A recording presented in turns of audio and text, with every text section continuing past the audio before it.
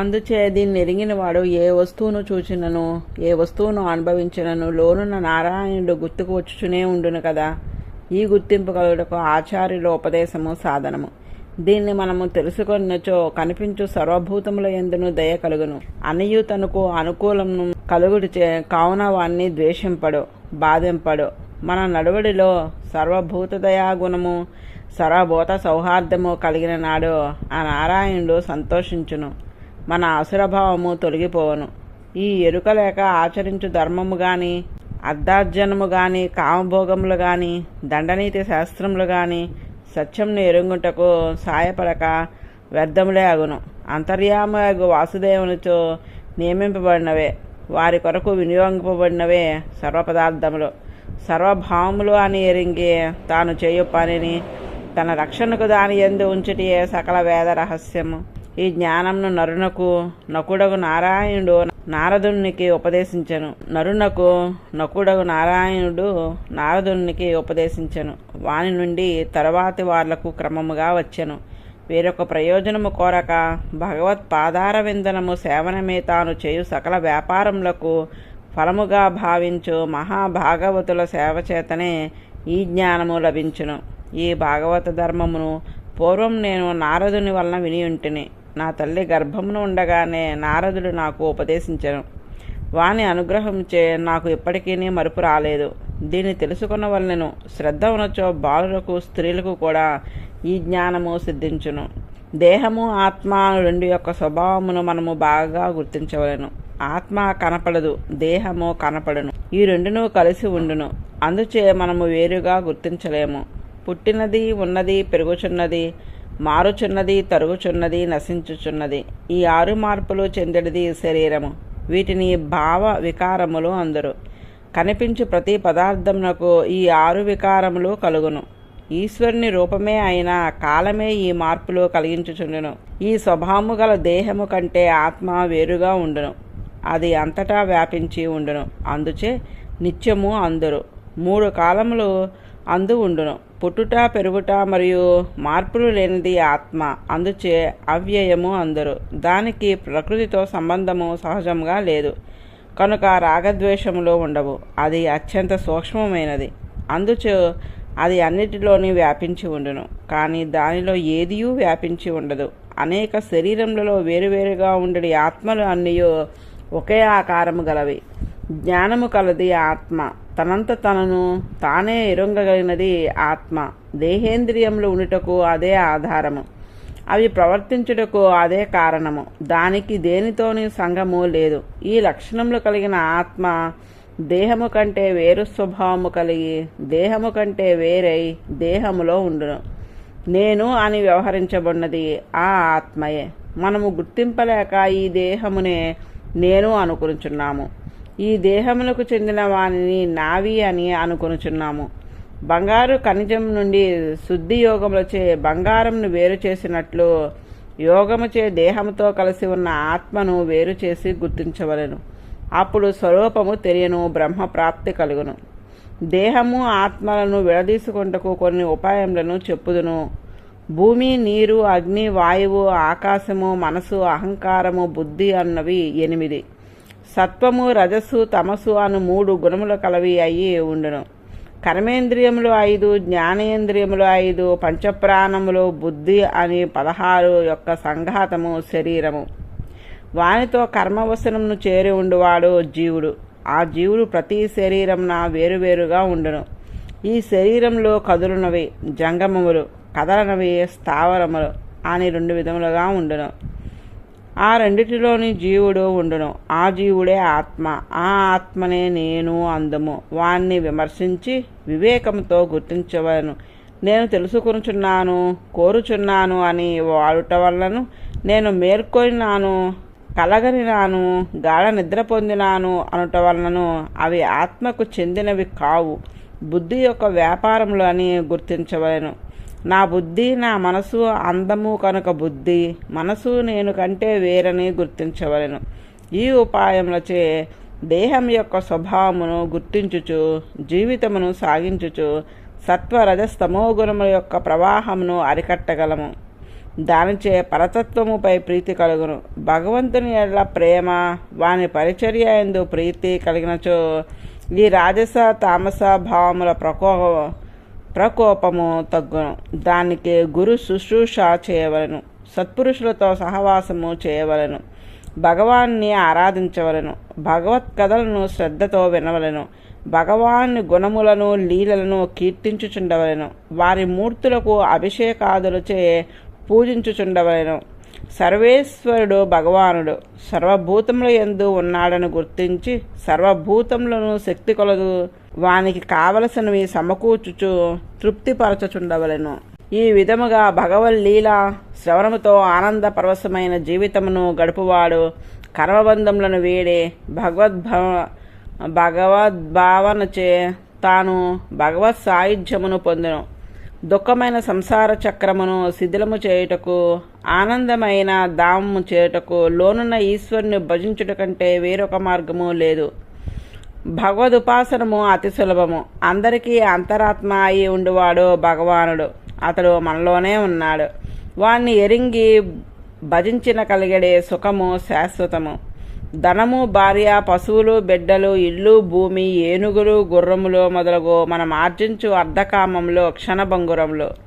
ఆ ఆర్జించుటలో క్లేశము ఎక్కువ, అవి స్థిరముగా ఉండవు, దుఃఖమునే కలిగించును. దుఃఖము పోవలననియు సుఖము నందవలననియు కొన్ని కర్మలను చేయ సంకల్పింతము, కానీ అవి దుఃఖమునే వసంగుచున్నవి. దుఃఖమును తొలగించుటలేదు. కారణము దాని వెనకనున్న కామము అనగా కోరిక. కోరికతో గాక భగవాన్ని ఆరాధనగా ఆ కర్మలను ఆచరించినప్పుడు అవి మనకు సుఖమును ప్రసాదించును. మనము కోరిన సుఖములు అన్నయో శరీరము కొరకే గాని ఆత్మ కొరకు కాదు. ఆ శరీరము స్థిరమైనది కాదు, నశించినది. నశించిన తరువాత కుక్కలకో నక్కలకో భుజించుటకు యోగ్యమగుచున్నది. మన శరీరమే మన సుఖము కొరకు వినియోగపడినాడు. బిడ్డలు, భార్య, రాజ్యములు, భోగములు మన సుఖమునకు సాయపడినవి అగురా. కావున నేను అని భావించిన శరీరము సుఖమును కలిగింపదు. నావి అనుకునేవి కూడా సుఖములకు సాధనములు కావు.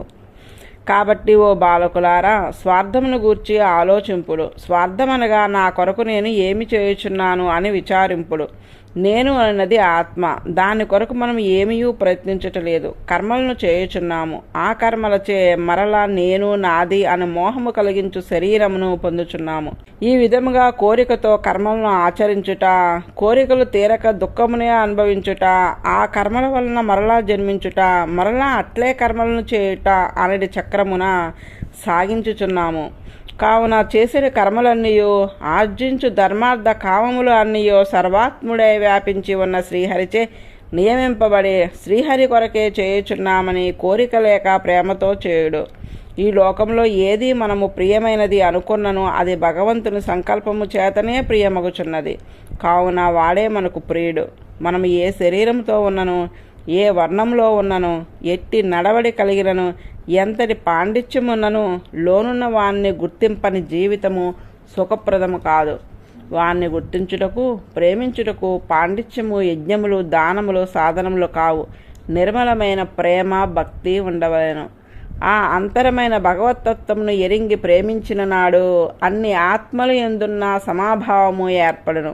సర్వభూతములకు భగవానుడే ఆత్మ అని ఎరుంగుటచే సర్వత్రా దయ, సౌహార్దము కలుగును. ఇదియే మనసు. మన కొరకు సంపాదించుకొనవలసిన పురుషార్థము ఇదే స్వార్థము. ఇది లేనిదే ఎన్ని ఉన్నను వ్యర్థమే. మనము సంపాదించవలసినది ఏకాంత భక్తిర్గోవిందే యత సర్వత్రా తదక్షణం. గోవిందుని యందు ఏకాంత భక్తి అనగా అంతటిను వాణ్ణే దర్శించుట. ప్రహ్లాదుడు చేసిన ఉపదేశంతో పిల్లలందరూ గురువులు చెప్పేటి పాఠములు పనికిమాలినవని గుర్తించి గ్రహించుట మానిరి. గురువులు హిరణ్యకశిపునితో ఈ విషయమును అంతయు నివేదించిరి. ఉత్కటమైన కోపంతో హిరణ్యకశిపుడు ప్రహ్లాదుని పిలిపించెను. దుర్వినీత, బుద్ధిహీనుడా, నా ఆజ్ఞను తిరస్కరించుచున్న నిన్ను ఇప్పుడే యమలోకములకు పంపుచున్నాను. నా కోపమునకు 3 లోకములు వణుకుచుండగా నీవింత భయపడక ఉండుటకు కారణమేమి? ఎవరి అండ చూసుకుని వీటిని ఎదిరించుచున్నావు అని పలికినాడు. ప్రహ్లాదుడు, తండ్రి, నా కేవలం మే భవశ్చరాజన్ సవై బలం బలినాం చాపరేషాం హరే వరేమి స్థిరజంగమాయే బ్రహ్మాదయో ఏన వశం ప్రణీతః.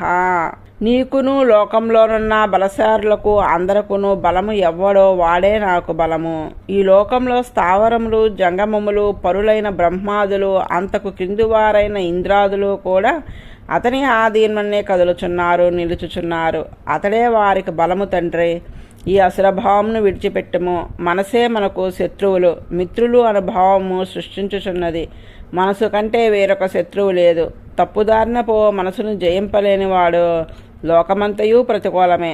మనసును సమభావమును నిలుపుకుంటే భగవంతుని ఆరాధనము.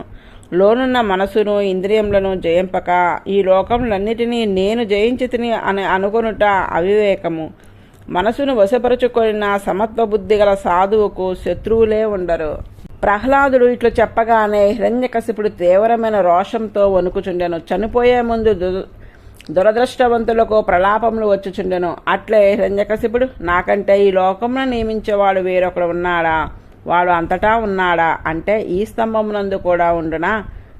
ఉన్నచో నిన్ను కాపాడగలడేమో చూతుము. ఈ స్తంభం నుండి వాడు వచ్చి నిన్ను కాపాడినచో సరే, లేనిచో ఇదిగో ఈ కత్తితో నీ శిరస్సును త్రుంచెదను అని తన ఆసనం నుండి లేచి కత్తి ఒక చేతితో పట్టుకుని పిడికిలతో సభలో ఉన్న ఒక స్తంభమును చరిచెను. వెంటనే అతి భీషణమగు ధ్వని వెలువడెను. అండకటాహము ప్రద్దలాయను. ఆ ధ్వనిని బ్రహ్మాదులు వారి లోకంలో విని లయమగుచున్నవేమో అని భీతిల్లిరి. తన సభ నుండి బయలుదేరిన ఈ ధ్వనిని హిరణ్యకశిపుడు విని ఈ ధ్వనికి కారణమేమో ఎరుంగలేక ఆశ్చర్యముతో నిలిచి ఉండెను. రాక్షసులందరూ బెదబెదలాడుచుండిరి. సత్యం విధాతుం నిజభృత్య భాషితం వ్యాప్తిం చ భూతేష్వఖిలేషు చాత్మనః అదృశ్యతాత్యద్భుత రూపముద్వహన్ స్తంభే సభాయాం న మృగం న మానుషం. తన భక్తులకు ప్రహ్లాదుడు భగవంతుడు వ్యాపించి ఉన్నాడని చెప్పిన మాట నిజమని చాటుకును, అన్ని పదార్థంలో కనపడకుండా భగవానుడు వ్యాపించి ఉండునని చాటి చెప్పుటకును, హిరణ్యకశిపునకు బ్రహ్మ ఇచ్చిన వరము తప్పకుండా చంపుటకు వీలుగాను మృగముగాక మనుష్యుడుగాక అత్యద్భుతమైన రూపముతో నరసింహావతారంన ఆ స్తంభమున కనపడెను. హిరణ్యకశిపుడు చూచినాడు, అన్ని వైపులా చూచుచున్నాడు. ఆశ్చర్యముగా స్తంభమునందు నరసింహమూర్తి వెలికి వచ్చినది. ఆ రూపము చాలా భయంకరమైనది. బంగారు వర్ణము గల నిప్పులు గ్రక్కుచున్న కన్నులు, జూలు ముఖమంతా కప్పి ఉన్నది. భయంకరమైన ఆవులించిన నోరు, తీక్షణమైన కోరలు, కత్తివలే కదులుచున్న నాలుక, ముడివడిన కనుబొమ్మలు, నిలువుగా నిలిచిన చెవులు, కొండ గుహవలే వెడదైన నోరు, ముక్కుపటములు, ఆకాశంలో అంటుచున్న శరీరము, మరీ పొడవుగాని మరీ లావుగాని మెడ, విశాలమైన వక్షస్థలము, సన్నని నడుము, చంద్రకిరణముల వలె తెల్లని వెంట్రుకలు, అన్ని వైపులా వ్యాపించినవడి గోళ్లతో అంతటా వ్యాపించిన భుజములు, అనేకమైన ఆయుధములు దాల్చి ఉన్నవి. రాక్షసులను అందరినీ బెదిరించుచు దరిచేయుటకు శక్యము కాకుండా ఉన్నది ఆ రూపము. దాన్ని చూసి హిరణ్యకశిపుడు శ్రీహరి మాయావి, అతడే నన్ను చంపుటకు ఈ రూపము స్వీకరించి ఉన్నాడని తలంచి గదచేత పట్టి మిడత అగ్నిలో దూకినట్లు తేజోరూపుడుగు ఆ నృసింహినిపై దూకెను. సృష్టికి ముందు సకల జగత్తులయమై తమోరూపమై నొందినవాడు ఆ తమస్సును గ్రహించిన తేజస్వరూపమే ఈ నరసింహము. ఆనాడు తమస్సును గ్రహించినట్లే గదతో వచ్చిన హిరణ్యకశిపుని గరుత్మంతుడు పాము ఒడిసి పట్టినట్లు ఒడిసి పట్టుకునేను. నరసింహాన్ని పట్టు విడిపించుకుంటకు ఇటు అటు చరించగా పట్టు వదిలి హిరణ్యకశిపుడు క్రింద పడెను. అది చూచి దేవతలు స్వామి వీరిని వదిలినాడు, ఎంత ప్రమాదమని భయపడరి. హిరణ్యకశిపుడు వెంటనే తన పరాక్రమమును సహింపలేక నరసింహుడు తన్ను జార విడిచినాడని భావించి కత్తిడాలు పట్టుకుని నరసింహునిపై ఎగిసిపడెను. ఎగిరి వచ్చి మీద పడుచున్న ఆ ఆసురుని పాము ఎలుకను పట్టినట్లు శ్రీ నృసింహమూర్తి చేతితో పట్టుకుని ద్వారముపై కూర్చుని తొడలపై పరుండ పెట్టుకుని గోలతో చీల్చివేశెను. పేగులను తీసి హారముగా ధరించెను. రక్తంతో కేసరంలో పూయబడి ఎర్రనై ఉండెను. నాలికతో ఇటు అటు నాకుచుండెను. ఆ రూపము ఆ ఉద్యమము దుప్రేక్షమై ఉండెను. ఇట్లు భూమిపై కాక ఆకాశంలో కాక తొడలపై నుంచుకొని అతన్ని చంపెను. అతని వెంట ఆయుధములతో వచ్చి నిలిచిన అసురులను వేల కొలది మందిని హతమార్చెను. ఒక్కసారి జూలు విదల్చెను. మేఘములు అటు ఇటు చెదిరిపోయినవి. తీవ్రమైన చూపులతో పైకి చూడగా గ్రహములు కాంతివిహీనమైనవి. ఆ నృసింహుడు ఊపిరి వదలక ఆ గాలికి సముద్రంలో కలత చెందినవి. ఆ సింహ గర్జనకు దిగ్గజములు భయపడి మొరపెట్టినవి. జూలు ముఖముపై పడుచుండగా పైకి జిమ్మినప్పుడు ఆకాశంలో సంచరించుచున్న విమానములు దూరదూరముగా తూలిపడినవి. దేవతలు దుందుపులు మ్రోగించిరి. గంధర్వ స్త్రీలు నృత్యము చేయుచు గానము చేయసాగిరి. బ్రహ్మ, ఇంద్రుడు, పరమశివుడు, ఋషులు, పితృదేవతలు, సిద్ధులు, విద్యాధరులు, ఉరగులు, మనువులు, ప్రజాపతులు, యక్షులు, కిం పురుషులు, కిన్నెరలు, సునందాదులు మొదలగు వారందరూ ఆ నరసింహమూర్తిని దర్శించుటకు అంజలి ఘటించి నిలిచి ఉండిరి. వారందరూ ఆ నరసింహమూర్తిని ఈ విధంగా స్తుతించిరి. అపారమైన శక్తి గల, విచిత్రమైన వీర్యము గల, అనంతుడవగు, సృష్టి స్థితి లయాకర్తవగు నీకు నమస్కారము అని బ్రహ్మ ప్రార్థించెను. భక్తవత్సల, నీ కోపకాలమే ప్రళయకాలము. ఈ అసురుడు నీ కోపములకు ఎంతటి వాడు? వాణ్ణి చంపి వాని కుమారుని ప్రేమతో కాపాడితివి అని రుద్రుడు పలికినాడు.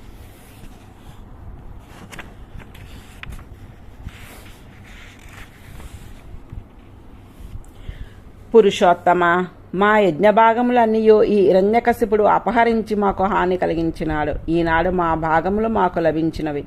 మా హృదయ పద్మము ఇంతకాలము నుండి నిన్ను స్మరించుటకు అవకాశము లేకుండా వీనిచే ఆక్రమింపబడినది. ఈనాడు మరలా నీ నివాస స్థానముకు మా హృదయ పద్మము వికసించినది. నరసింహ, నిన్ను సేవింపకోరు వారులకు ముక్తి కూడా బహుమతము కాదు అని ఇంద్రుడు పలికినాడు. ఆది పురుష, నీవే మా పరమ తపస్సు. నీ దివ్యతేజ ప్రభావముచే నీ ఎందే లీనమై ఉన్న ఈ జగము నీ చేతనే సృజించబడినది. ఇంతకాలం మా తపస్సును నీతులు భంగము చేసినాడు. మరలా ఈనాడు నీవు మమ్ములను తపస్సునకు అవకాశం కల్పించి రక్షించితివి అని ఋషులు పలికినారు. పితరులు మా సంతతి వారు మాకు కల్పించడి శ్రాద్ధములను తిలోదకములను ఇతడే గ్రహించడేవాడు. ఈనాడు నీచే వీడు చీల్చివేయబడినాడు. ఇక సకల ధర్మములు రక్షించబడినవని పితరులు పలికినారు. మేము భక్తి యోగముచే ఆర్జించిన శక్తులన్నిటినీ ఇతడు తన తపోబలముచే యోగ బలముచే కొల్లగొట్టినాడు. ఇతనిని నీవు నీ గోలతో చీల్చితివి నృసింహ. నీకు ఇవే మా నమస్కారములు. ఇట్లే విద్యాధరులు, గంధర్వులు, ప్రజాపతులు మొదలగు వారందరూ నరసింహమూర్తిని స్తుతించిరి. సిద్ధులు పలికిరి. ప్రజాపతులు మొదలగు వారందరూ నరసింహమూర్తిని స్తుతించిరి. బ్రహ్మరుద్రాదులు ఎవ్వరునూ తీవ్రముగు కోపంతో ఉన్న స్వామిని చేరలేక దూరముగా నిలిచి ఉండిరి. లక్ష్మీదేవి కూడా ఇదివరకెన్నడూ వినని చూడని ఆ అద్భుతమగు నరసింహ రూపమును చూచి దగ్గరకు చేయుటకు జంకి దూరముగా ఉండెను. అప్పుడు బ్రహ్మ దగ్గరలో నిల్చున్న ప్రహ్లాదుని చూచి, బాబు, నీవే స్వామిని శాంతింపచేయము. నీ తండ్రిపై కోపించి ఉన్న స్వామి దగ్గరగా చేరి ప్రార్థింపుము అని కోరెను. ప్రహ్లాదుడు పసివాడి అయి మహాభాగవతుడు కనుక భయపడక స్వామి దగ్గరకు చేరి నమస్కరించుచు స్వామి పాదసన్నిధిని పడెను. ఆ నరసింహమూర్తి దయాళువై తన పాదసన్నిధిని పడిన ఆ బాలుని పైకి లేవనెత్తి అతని శిరసుపై తన హస్తమును ఉంచెను. ఆ భగవత్ హస్త స్పర్శతో ప్రహ్లాదునికి సకల అశుభములు తొలగిపోయాను. ఒక్కసారిగా ఆత్మస్వరూపము, భగవత్ స్వరూపము అతనికి సాక్షాత్కరించెను. మనసులో మహానందమందెను. స్వామి పాద పద్మమును మనసును నిలిపి పొంగిన భక్తితో హృదయము, నేత్రములు ఆత్రములు కాగా ఏకాగ్రతతో ఇట్లు స్తోత్రము చేయనారంభించెను. ప్రభు నరసింహ, నేను క్రూర రాక్షస జాతికి చెందిన వాడను. నిన్ను స్తోత్రము చేయుటకు నాకు ఏ విధమైన అర్హత లేదు. బ్రహ్మాది దేవతలు, సత్వగుణ ప్రధానులకు మునులు కూడా నిన్ను స్తోత్రము చేయజాలరు. నిన్ను సంతుష్టిపరచుటకు ధనము, అందము, తపస్సు, పాండిత్యము, ఇంద్రియ బలము, శారీరక బలము, పౌరుషము, బుద్ధి సమర్థములు కావు. భక్తి లేనిదే ఎంత గొప్పవారైనను నీ హృదయంను ఆకర్షించలేరు. ఒక తిర్యక్ జంతువు గజేంద్రుడు తన భక్తి చేయని హృదయంను ఆకర్షింపగలిగినది కదా. విప్రాద్వేషడ్గుణయుతాధర విందనాభ పాదారవిందయుముఖాత్స్వపంచం వరిష్టం మన్యే తదర్పిత మనోవచనే హితార్థ ప్రాణం పునాతి సకులం నతు భూరి మానః. బ్రాహ్మణునకు 12 ఆత్మగుణములు ఉండవలను. ధర్మము, సత్యము, దమము, పాండిత్యము, మాత్సర్యము లేకుండట, తప్పు పనికి సిగ్గుపడుట, ఓరిమి, అసూయ లేకుండుట, దానము, యజ్ఞము, ధైర్యము, వ్రతము. ఈ 12 గుణములు కలవాడైనను పద్మనాభ పాదారవింద భక్తి లేనిచో అతనికి భగవదనుగ్రహము లభింపదు. హీనమైన సంస్కారము గల కులములో జన్మించిన వాడైనను భగవాను కొరకే తన మాట, చేత, మనసు, ధనము, ప్రాణము వినియోగింపవలెను. ప్రేమతో నిండిన వాడైనచో అతనికి భగవదనుగ్రహము లభించును. భక్తి లేని అహంకారంతో నిండిన బ్రాహ్మణుని కంటే భక్తిగల నీచకులజుడు శ్రేష్ఠుడు. భగవాన్ని పూజ చేయుట భగవంతుని కొరకు కాదు. అతడు కోరికలన్నీ ఈడేరినవాడు, పరిపూర్ణుడు. మనము చేయు ఆరాధన చేయగలుగు గౌరవము అతనికి అక్కరలేదు. తన్ను ఆరాధించు వారిని లోకం ఆరాధించునని వారి ఆరాధనను స్వీకరించును. భగవానునికి ఆరాధన చేయుట, అద్దములో అందముగా కనపడుట, తన ముఖమును తాను అలంకరించుకుంటే గాని అద్దంలో కనపడే రూపమునకు అలంకారం కాదు కదా. భగవదారాధనము ఆరాధించిన వారికే గౌరవమును కలిగించును. భగవంతుని నమస్కరించు వారిని లోకము నమస్కరించును. తనకు గౌరవము కావలను అనుకుని వాడు భగవాన్ని ఆరాధించవలను. ప్రభు, కోపమును ఉపసంహరింపము. ఈ అసురుడు అంతమొందింపబడినాడు. తేలును పామును చంపుట మంచివారికి కూడా ఆనందమునే కలిగించును. వానిచే బాధపడు ఇతరులు సుఖముగా ఉందురు. ఈ భీకరమగు నృసింహరూపమును అభయము కలుగుటకు లోకమంతయు స్మరింతురు. ప్రభు, అతి భయంకరములకు నీ ముఖము, జిహ్వనేత్రములు, కనుబొమ్మలు, కోరలు, హారములుగా వేసుకొనిన ప్రేగులు, రక్తసిక్తమైన జూలు, దిగ్గజములను కూడా కంపింపచేసిన నీ గర్జనము, శత్రువును చీల్చిన నఖములు నాకు భయమును కల్పించుటలేదు. ఈ సంసార చక్రము అంతకన్నా భయంకరంగానున్నది. కర్మలచే బంధింపబడే దుస్సహమగు తీవ్రమగు మోహనజనకమగు సంసారంలో పొందుచున్న భయము వర్ణించుటకు అలవి కానిది. ప్రభు, దీని నుండి విడిపించుటకు ఉపాయము నీ పాద సన్నిధి. దాన్ని చేరున్నట్లు నీవు నన్ను ఎప్పుడూ పిలుచుకుందువు. హే నృసింహ, నీవు ఉపేక్షించిన నాడు బాలునికి రక్షకులు తల్లిదండ్రులు కారు. రోగపీడితునకు ఔషధము శరణము కాదు. సముద్రంలో మునుగుచున్న వాని నీవు ఉపేక్షించినచో నావ రక్షకము కాదు. ఈ జగమునందు భిన్న భిన్న స్వభావములు గలవిగా కనిపించు పదార్థములన్నీ నీ చేతనే, నీ అందే, నీ వలనే, నీకే చెందినవై, నీ కొరకే నీవే అయి ఉన్నవి. నీవు లోపల వ్యాపించి నియమించని వస్తువేమీ లేదు. అట్టి నీవు ఉపాయమని మనసారా నమ్ముట తప్ప ఈ సంసార చక్రం నుండి బయలుపడుటకు వేరొక మార్గం లేదు. ఈ సంసారమును చక్రమునకు మధ్య నాభి మనసు, అనాది అయిన భగవంతుని మాయాశక్తి, కర్మేంద్రియ జ్ఞానేంద్రియ వ్యాపారములను ఈ మధ్యనున్న మనసు అనేది నాభికి ఆకుల వలె అతికినది.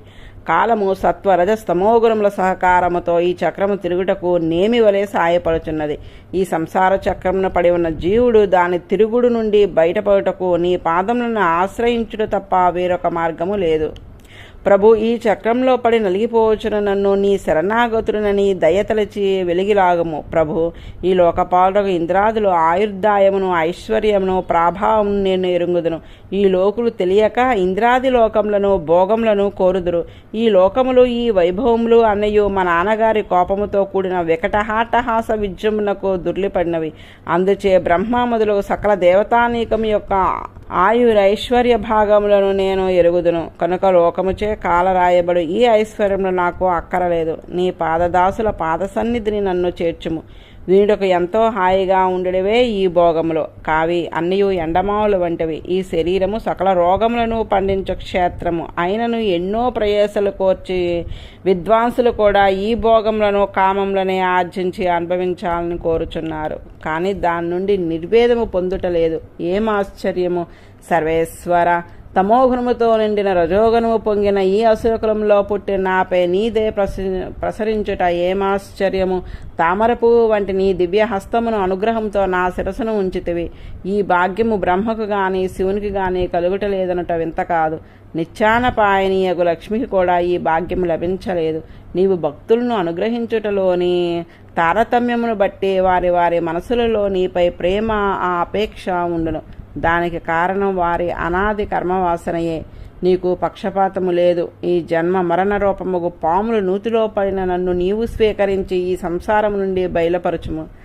ఆచార్యులకు నారదులు అనుగ్రహమే నీ దయకు పాత్రుడవుట హేతువు. నారదుల వాక్యమును, నా వాక్యమును సత్యము చేయుటకే నీవు నా తండ్రిని చంపి నన్ను కాపాడితివి. సకల జగత్తునకు జన్మ, స్థితి, లయములకు కారణము నీవే. సూక్ష్మావస్థలో గాని స్థూలావస్థలో గాని జగత్తు నీకంటే వేరుగా ఉండుటకు వీలు కానిదే నీవే అన్నట్లు అగుచున్నది. అజ్ఞానముచే అంతయు నీవే అని ఎరుంగక తనా పరా అని లోకము భావించుచుండును. ప్రళయంలో ఈ జగమునంతకు వెనుకకు ఉపసంహరించి నీ సంకల్పముచే నీలోనే అణిగి ఉండనట్లు చేసి నీ సుఖమును నీవు అనుభవించుచు సముద్ర మధ్యంలో యోగ నిద్రను పొందుచుందువు. నీ శరీరమగు కాలము ప్రేరణ చేయగా ప్రకృతి అందలి సత్వ రజస్తమో గుణములలో కదలిక ఏర్పడను. ఆ కదలికచే నీలోన ఇంతకాలము అణిగి ఉన్న లోకములను బయలుపరచుటకు నీ నాభి నుండి ఒక పెద్ద పద్మము ఆవిర్భవించును. ఈ పద్మమునందు ఉన్న చతుర్ముఖుడు తనకు కలుగుటకు కారణమేమో తెలియక తానుగా మారిన కారణతత్వంను గుర్తించలేక తలలిల్లినాడు. మొలక బయటకు వచ్చిన తర్వాత బీజము కనపడదు కదా, కారణమే కార్యరూపమును కనపడును. ఎంతో శ్రమించి తపస్సు చేసి తనలో నిగూఢమైన నిన్ను దర్శించినాడు ఆ చతుర్ముఖ బ్రహ్మ. ఈ రూపమే విరాట్ రూపము. సహస్ర శిరములతో, పాదములతో, బాహువులతో కూడిన ఆ రూపమును దర్శించి బ్రహ్మ ఆనందము అనుభవించినాడు. తర్వాత బ్రహ్మకు వసిగిన వేదములు మధుకైటబులు దోచుకుని పోగా నీవే హయగ్రీవ రూపమును దాల్చి ఆ రాక్షసులను చంపి వేదములు మరలా ప్రసాదించితివి. ఈ విధముగా లోకమును ధర్మమును కాపాడుటకును, సాధువులకు దర్శనమొసంగుటకును, లోకంలో ద్రోహము చేయువారిని అంతమొందించుటకును నీవు నేవసుర నర తిర్యక్ రూపంలో అవతరించి కాపాడుచున్నావు. కృత త్రేత ద్వాపర యుగములలో అవతరించి కలియుగమున అవతారంగా కనపడటమాని మరుగుపడి ఉండినావు. 3 యుగములలో ఉండినావు కనుక నిన్ను త్రియుగుడు అందరు. జ్ఞానశక్తి బల ఐశ్వర్య వీర తేజస్సులను 6 గుణములను కలవాడు కనుక షడ్గుణుడు అందరు. నా మనసు పాపములతో కలుషితమైనది, కామములకే ప్రాకులాడినది, హర్షశోకములకు పరవశమైనది. నీ కథలను ప్రీతితో అనుభవించుచుంటకు ఉపయోగపడటలేదు. అచ్యుత, నాలుగు తినదగు వస్తువులకే ప్రాకులాడుచున్నది, మర్మేంద్రియ భోగమునకే పెనుగులాడుచున్నది. చర్మము, ఉదరము, శ్రవణము, గ్రాణము, నేత్రము వాని వాని విషయములను అనుభవించుటకు నన్ను పలుముఖములుగా లాగుకొని పోవచ్చున్నవి. ఇక నేను ఏ పని చేయగలవాడును కాను. చాలామంది సౌతులతో కాపురము చేయు యజమాని వలె బాధపడుచున్నాను. అఖిలలోక గురు, ఈ జన్మ ప్రవాహము ఇంకొనట్లు చేయువాడువు నీవే కదా. నన్ను ఈ సంసార వైతరిణి నది నుండి ఉద్ధరించుటకు నీకు శ్రమ కాదే. ఆర్తబంధు, నీ భక్తులను సేవించి వారిని సేవించు. మాకు నీ అనుగ్రహము కలుగుటకు ఆటంకమేమి? నీ గుణగానము చేయొచ్చు. మహామృత సాగరంలో మునిగి ఉన్నది నా మనస్సు, కానీ నా సంసారం గురించి భయము లేదు. కానీ నీ వైపు మనసు ప్రసరింపక ఇంద్రియములు తృప్తికే ప్రాకులాడు మూడులను చూచి నాకు శోకము కలుగుచున్నది. మునులు తమ మోక్షమును తాము కోరుచు అరణ్యములలో శుభాశ్రయమగు నిన్నే మననము చేయుచుందరు. కానీ నేను భగవద్భిముఖులను విషయంలోలురగు ఆ సంసారాలను వీడి ఒంటరిగా ముక్తిని పొందనొల్లను. వీరికి నీకంటే వేరొకరు రక్షకులు లేరు, నీవే రక్షించవలను. ఈ శ్రీ నరసింహస్వామి ప్రహ్లాదుని స్తోత్రం చే సంతుష్టి నుండి కోపము తగ్గి ఇట్లు పలికెను. ప్రహ్లాద, నీకు భద్రమాగుగాక. నేను సంతుష్టుడినైతిని. నేను కోరికలను పరిపూర్ణము చేయు శక్తి గలవాడను. కావున నీవేదేను కోరుకొనుము, వరము నొసంగెదను. నా దర్శనము దుర్లభము. నా దర్శనము లభించిన తర్వాత మనసున తాపములు ఉండవు. నీకు ఏ వరము కావలసిన వసంగెదను, కోరుకొనుము అనెను. ప్రహ్లాదుడు భగవంతుడినే కోరువాడు గాని వాని నుండి వేరొక వరమును పొందవలనని కోరిక కలవాడు కాకపోవటిచే ఏ కోరికను కోరలేదు. నిరంతరమగు తన భక్తికి కోరిక విఘ్నమని భావించి ఇట్లు పలికెను. స్వామి, నన్ను వరములొసంగి కోరికలందు పడవేయవలదు. సంగమమునకు భయపడి ఈ బంధం నుండి విడవలనని మిమ్మల్ని ఆశ్రయించిన వాడను. ఈ సంసారమునకు బీజములు కోరికలే.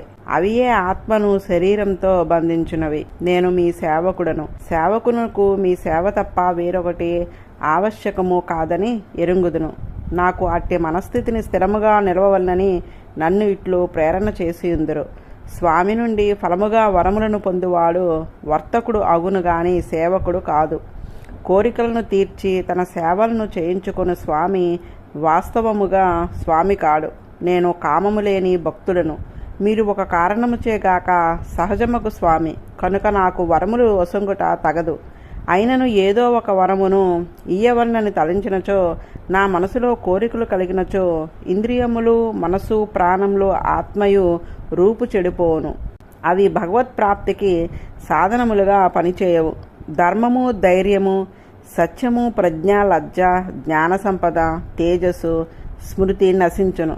మనసులోనున్న కోరికలను వదిలి వేరొక ప్రయోజనము లేక నిన్ను సేవించిన వాడే నీ సాధర్మ్యమును పొందగలడు కదా అని పలికి, ఓం నమో భగవతే తుభ్యం పురుషాయ మహాత్మనే హరయాద్భుత సింహాయ బ్రహ్మనే పరమాత్మనే అని నరసింహమూర్తికి నమస్కరించి ప్రహ్లాదుడు ఊరకుండెను. అప్పుడు నరసింహమూర్తి ప్రీతి చెంది, నీ వంటి ఏకాంత భక్తులకు కోరికలపై మనసు ప్రసరించదు. అయినను ఈ మన్వంతరము అంతముకు వరకు ఈ దైత్య సామ్రాజ్యంను నీవు అనుభవించవలెను. నా కథలను ప్రీతితో వినుచుండుము. యజ్ఞములచే ఆరాధించబడు దేవతా స్వరూపమగు నన్నే భావింపము. భక్తియోగముచే నన్ను పొందుటకు ప్రతిబంధకమైన సంచితము అగామి అను పుణ్యపాపములను అనుభవించిన గాని నశింపని ప్రారబ్ధ కర్మను అనుభవించుచు దాని ఫలమైన దుఃఖమును అనుభవించుచున్నప్పుడు అది కర్మకృత మరియు భగవదనుగ్రహముచే వచ్చినదనియు భావించి మనసులో వికారము చెందక అనుభవించి తొలగించుకొనుము. ఇట్లు కాలము గడిపిన కీర్తి నొంది చివరి బంధమును వీడి నన్ను పొందగలవు. నీవు చేసిన స్తోత్రమును ఎవరు స్మరింతరో వారికి కర్మబంధంలో వీడును. ఇట్లు నరసింహస్వామి అనుగ్రహ భాషణంను విని ప్రహ్లాదుడు, హే వరద మహేశ్వర, ఒక వరమును కోరుచున్నాను, ఒసుంగుము. నా తండ్రి నీ సర్వవ్యాపకమగు సర్వనియామకమగు తేజస్సును ఎరుగక తన సోదరుడైన హిరణ్యాక్షుణ్ణి చంపినవాడువని అజ్ఞానంతో భావించి పగ పెట్టుకున్నాడు. నిన్ను భక్తితో సేవించు నన్ను హింసించినాడు. నీ భక్తులను ద్వేషించుట కంటే దురంతరమగు పాపము ఉండదు. అట్టి మా తండ్రి నీ కటాక్ష ప్రసాదముందిన భాగ్యముచే పవిత్రుడై పాపరహితుడు అగునట్లు అనుగ్రహింపుము. వరమును కోరుకోమన్నప్పుడు కోరుకొనని ప్రహ్లాదుడు చివరి వరమును కోరి భగవదనుగ్రహ పాత్రుడు అయినాడు. తన కొరకు తాను వరములను కోరుట బంధహేతువు, ఒకరి కొరకు తాను ప్రార్థించుట మోక్షహేతువు. తన తండ్రి చేసిన పాపంను నిష్కృతి తాను ఆర్జింపరక్కరలేదు. భగవంతుని స్పర్శనముల చేతనే అతని పాపము తొలగినది. కానీ అతడు చేసిన అపరాధమునకు మనసులో వగచి దయతలచినాడు ప్రహ్లాదుని స్వభావమునకు లోపము ఏర్పడును. ఇంతకాలము తన్ను హింసించుచున్నాడని ప్రహ్లాదుడు బాధపడలేదు. తన్ను హింసించినందుకు తండ్రికి ఏ దోషమంటునో అని వ్యధపడుచున్నాడు. ఇది భక్తునికి ఉండవలసిన లక్షణము. తనను హింసించిన వారిపై కూడా దయ కలిగెను. ఆ హింసించిన వారిలో కూడా నారాయణుడే వ్యాపించి ఉన్నాడని భావము గల ప్రహ్లాదునకు వానిపై ద్వేషము కలగదు, ప్రతీకార వాంఛ కలగదు. కానీ అట్టి రాజస తామస ప్రకృతి సంబంధముచే ఆత్మకు కలిగడి హానికి మనసులో బాధ కలుగును. అట్టి మనస్థితి కలిగి తన తండ్రి ఆత్మకు దోషమంటకుండా ఉండవలనని భగవాన్ని ప్రార్థించినాడు. నరసింహస్వామి, ప్రహ్లాద, ఇది కోరవలసినది కాదు, సహజముగా సిద్ధించును. సమదర్శి అయిన ప్రశాంతుడైన భక్తునితో సంబంధము గలవారు తప్పక తరింతురు. నీవు కుమారుడిగా కలిగిన హిరణ్యకశిపుడే కాదు, 21 తరముల వరకు అందరికీ పవిత్రత కలుగును. లోకంలో ఇక ముందు నా భక్తులందరూ నీ ప్రవర్తనను అనుసరింతురు. నీవు భక్తులకు ఒక దృష్టాంతమై నిలిచినావు. నిన్ను అనుసరించి ప్రవర్తించు భక్తులు సర్వభూతములను ప్రేమింతురు, హింసింపజాలరు. ఇంకా నీవు నీ తండ్రికి ప్రేతకార్యములను చేసి మీ తండ్రి గారి స్థానమును అధిరోహింపుము. నాయందే మనసు నిలిపి బ్రహ్మవేత్తలు చెప్పిన మార్గమును తప్పక విహితమగు ధర్మములు ఆచరింపుము. ఇట్లు చెప్పి నరహరి అంతర్హితుడయ్యను. అంతర్ధానము కాకముందు బ్రహ్మస్తోత్రము చేయగా అతనితో, ఇట్టి వరములను అసురులకు ఎన్నడను వసంగుకుము.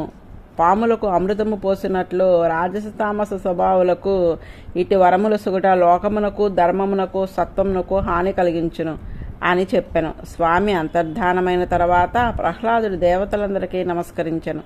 చతుర్ముఖ బ్రహ్మ శుక్రాచార్యులు మునగు పురోహితులతో ప్రహ్లాదుని దైత్యదానవ సామ్రాజ్యంను పట్టాభిషక్తును చేసెను. శిశుపాల వధ జరిగినప్పుడు శిశుపాలుని ఆత్మ శ్రీకృష్ణునిలో చేరుటకు ఆశ్చర్యపడి ప్రశ్నించిన యుధిష్ఠిరునకు నారదుడు ఈ కథ అంతయు చెప్పెను.